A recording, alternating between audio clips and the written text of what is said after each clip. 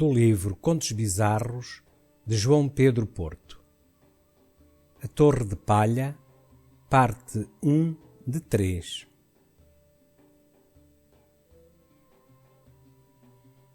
A Torre de Palha. Era impossível distinguir um sorriso de um esgar cortado pelas lâminas sopradas no vento. Todo o rosto de Anton parecia sorrir ou ser uma soma de cortes horizontais feitos no lugar dos olhos e da boca. A proa era um precipício andante, uma falésia de 55 pés e 5.000 toneladas que se movia a 9 nós, como uma chapa de aço pelas águas cruentas e gris. E Anton Moller estava na borda desse abismo, vertical e estoico, com o corpo acostado ao céu e à espera de uma brecha por onde trespassasse um doloso e miúdo sol. E embora tudo fosse feito de movimento, nada parecia movê-lo, ou ao menos demovê-lo do seu destino.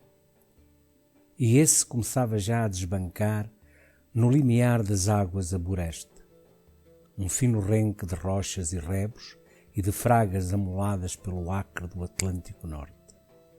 Anton abandonou a proa, galgando o beiço do escovém e as amarras, e seguiu pela balustrada do convés até se ver a meio do SS Torstad. O Vagabundo, que era o nome dado aos navios usados no mercado à vista, fora de carreiras marítimas, saíra de Narvik, com o bucho cheio de minério, hulha pela maior parte e um clandestino. Agora sim, Anton ria. Pelo que o trouxera àquele lugar desapiedado e pelo que dali viria, daquela costa recortada de abandono e do descaso do mundo. Quantas costas eram como aquela, pensava. Quantas poderiam ter um só nome. Mas aquela era o seu destino, e por isso fez sinal do cabrestante à ponte, como se apanhasse farpas ao vento. A chapa de aço sofreou o enorme motor de tripla expansão para os 3 nós. O primeiro oficial, Munte, desceu do passadiço como quem força um ato encomendado a um outro. O comandante não o parará. Deixou os olhos cair ao chão. E não nos aproximaremos mais do que isto. Anton acenou, porque sabia de Bach, o comandante, ser tão rígido quanto o bulbo da proa. E Munte tinha perdido o comando do Fremtiden quando alguns dos elementos do combustível fundiram e deformaram o interior do seu reator. Depois disso, apenas uma comissão num cargueiro. Não arriscariam aquele vagabundo e a sua posição. E Anton era um clandestino. Teria de se fazer sair em deslocamento. E ainda que não fosse a plena carga, teria de se afastar velozmente do borbotão. Anton vestia um fato pardo de lã áspera, de fio grosso em ponto de sarja. Despiu. Munte arranjaram-lhe uma boia de sinalização circular com 2 alças. Uma incisão apenas e a roupa de Anton manter-se-ia seca. Anton agradeceu e pediu ao primeiro oficial que dali a um trimestre, no primeiro despontar do estio e numa das suas passagens, estivesse atento ao seu sinal. Estranhará, quem ler este relato, a dinâmica entre os 2 homens de comando e quem era apenas um clandestino. Mas Anton Moller tinha a peculiar capacidade de dominar como nos domina o bizarro, quando acontece e nos prende sobremodo a atenção e nos dá a visão de funil.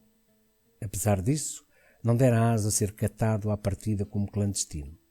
Fizera-se notar apenas quando Storstad se afastara o suficiente para ninguém considerar a marcha a ré. Percorrera a coberta a passos largos e pedira de imediato para falar com Backe ou Munte. A sua convicção assustara-os de tal maneira que cada um arrostou precisamente como se reage a um susto, com estupor e tento. Ouviram-no enquanto lhes esclareceu o seu fim e acordaram valer-lhe do mundo como pudessem. Havia razão naquele plano bizarro. Isso era-lhes evidente. O bizarro, decidiram, quando se apresenta com convicção suficiente, é natural. Munte pediu que lhe trouxessem uma pesada corda de maroma áspera o suficiente para lancetar as mãos de um homem, se por ela escorressem, mas apta para baixar Anton até à linha da água e ao início das obras mortas do vagabundo. Agora, sem qualquer peça que o cobrisse do vento e das lâminas, Moller sobe à balustrada e, com o corpo hirto e os braços perfeitamente perpendiculares ao tronco, dá um só impulso de pernas e lança-se ao ar e ao mar, furando os 17 metros e mais 3 abaixo da superfície. Faço sinal que lhe lancem a boia. E nada. Primeiro de bruços e depois num crawl lesto e irrepreensível. Dali até ao renque de rochas e rebos, 1,5 milha, adivinhou Munte, e deu ordens para os 9 nós. O Storstad afastou-se para levante, contrariando o sol ausente, mas Anton não olhava para trás e não diminuía o ritmo da braçada. Há apenas 2 meses nadava em Sorenga, enquanto os colegas folgavam em Eckeberg e noutros pontos da Cristiânia. As aulas na academia eram interrompidas apenas para quem se salvava de prestar provas. Anton tinha sido intimado a comparecer num momento avaliativo cujo único propósito era resolver a sua aparente falta de encaixe. Era assim que se referiam ao seu distúrbio. Não é que não tivesse certezas sobre as coisas, mas tinha maior certeza de não as aceitar. Fiara todas as linhas de pensamento, lera todos os tratados da esfera, mas tinha as suas próprias concepções, válidas, lúcidas e provadamente duráveis. Sabia, por exemplo, que Deus era apenas uma recordação de berço e que as leis físicas existiam tão bem na consciência, mas conhecera apenas a resistência das pessoas à verdade. Conhecera-lhes o medo, que é o mesmo que tanta outra coisa. Quando cursara filosofia, escrevera o seu Tabula Mendax, uma dissertação sobre lucidez repudiada por todos os egrégios. Quando, em Trondheim, tentara arquitetura e até conhecer Hals, Arnberg, Sverreand e Poulson, mas via fazer em religião de tudo, todos presos ainda às grades verticais do berço. A dor jovem do desprezo e a sede por torcer o pescoço ao mundo levavam-no pelas madrugadas a Sorenga, onde sublimava cada golpe em cada abraçada até o frio do grande fiord do estreito de Skagerrak o fazer deixar de sentir o corpo e transformar-se numa máquina autónoma. Agora, desconsiderado pelo alto mar, o autómata aproximava-se perigosamente dos Penedos.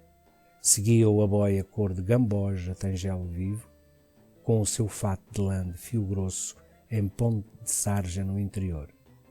Já há muito menos do que meia milha, o sol rompe num só facho, exangue e alabastrino. É o bastante para revigorar Anton para mais um esforço. 10 a 11 braçadas arribam num rocado negro. Ali fica e conta 7 rebentações. Na pausa, propulsa todo o corpo e é ele que arrebenta numa escuma turva e escura. Levanta-se de imediato e puxa a si a boia pela alça. O seu primeiro pensamento foi prático. Teria de se aquecer a um sol medíocre. Passa acima e abaixo, as mãos no peito até voltar a sentir o coração, que começa a latejar em ribombos. Os braços aquecem-se com o seu próprio movimento e cedo volta a ser pessoa de sangue, seiva e carne. Antes de ir à boia, tenta a custo valer-se do sol de março, pôr o que crê ser em 10 minutos. Enfia-se no fato de lã e segue com a sua singular pose reta pelos camarções de terra arienta, onde nesta altura do ano apenas cresciam catacuzes do norte púrpura e lírios das areias.